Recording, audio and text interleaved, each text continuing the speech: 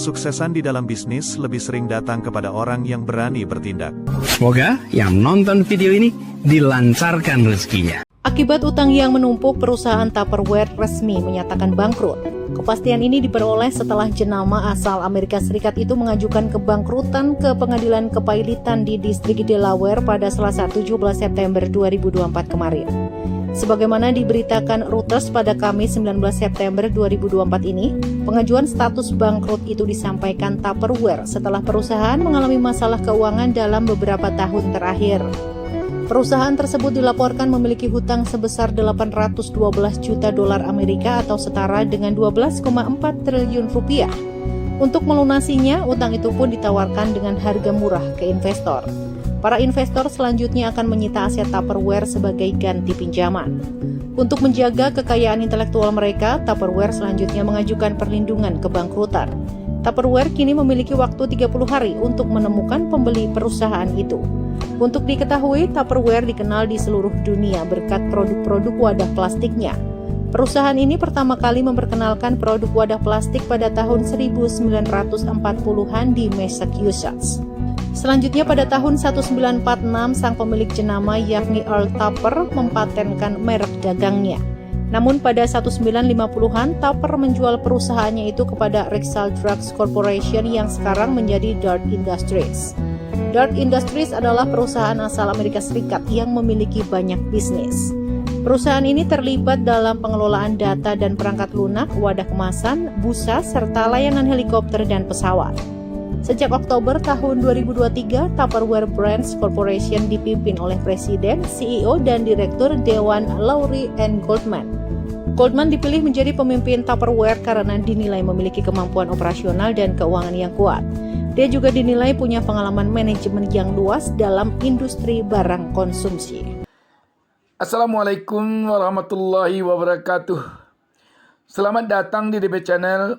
Sobat DB, ini ada kabar buruk di dunia bisnis.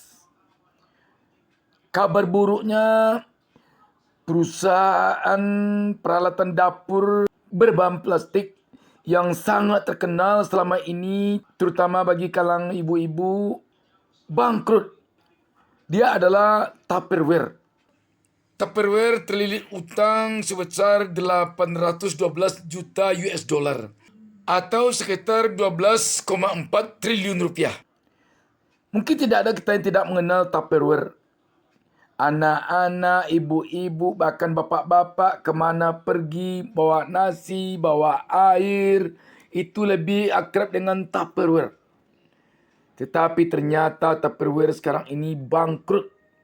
Bangkrut ini sudah sejak dari pusatnya, dari Amerika Serikat. Apa dampaknya kepada warga negara Indonesia, Sobat DB? Mari kita bicara tentang hal ini. Kita tahu Tupperware ini di samping juga bisa membuka lapangan kerja di Indonesia. Tupperware ini juga menjadikan warga negara Indonesia menjadi pebisnis. Kita tahu agen-agen Tupperware banyak sekali bertebaran di Indonesia. Dan saya pernah menyaksikan ada penjual Tupperware ini yang punya rumah mewah karena Tupperware, yang bisa beli mobil karena Tupperware, dan bisa juga bolak-balik ke luar negeri karena Tupperware.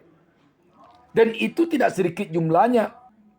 Sekarang dengan bangkrutnya Tupperware ini, Sobat DB, tentu mereka itu sekarang sedang kalang kabut. Kalau mencari bisnis baru lagi, tentu bisa-bisa nanti kembali lagi ke nol. Sobat DB. Demikian juga dari sisi lapangan kerja.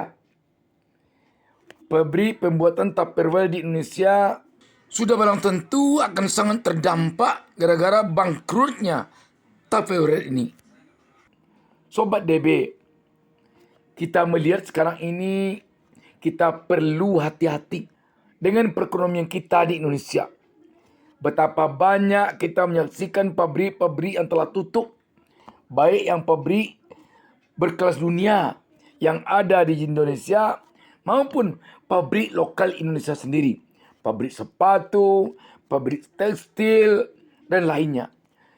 Ditutupnya pabrik-pabrik itu, pertama akan berdampak kepada lapangan kerja. Akan memunculkan atau menimbulkan banyak pengangguran baru akibat PHK. Yang kedua, yang selama ini berbisnis dari produk-produk yang dihasilkan oleh pabrik itu, tentu saja dengan ditutupnya pabrik-pabrik tersebut, bisnis mereka akan terdampak. Sobat DB, sekali lagi, kita perlu tampaknya hati-hati dalam tahun-tahun ke depan ini terhadap kondisi ekonomi kita di negeri ini. Kita merasakan sekarang perekonomian kita makin lama makin melambat. Daya beli kita makin lama makin menurun. Ini tak lain kerana disebabkan oleh PHK semakin tidak terkendali. Pengangguran semakin menggunung. Lapangan kerja semakin sempit. Sobat DB, sekali lagi, mari kita waspada. Jangan sampai hendaknya kita kembali mengalami krisis ekonomi seperti tahun 1998. Demikian Sobat DB. Wassalamualaikum warahmatullahi wabarakatuh. Salam sukses dari DB Channel. Tak ada usaha yang pasti berhasil, tapi orang yang mau berusaha pasti berhasil.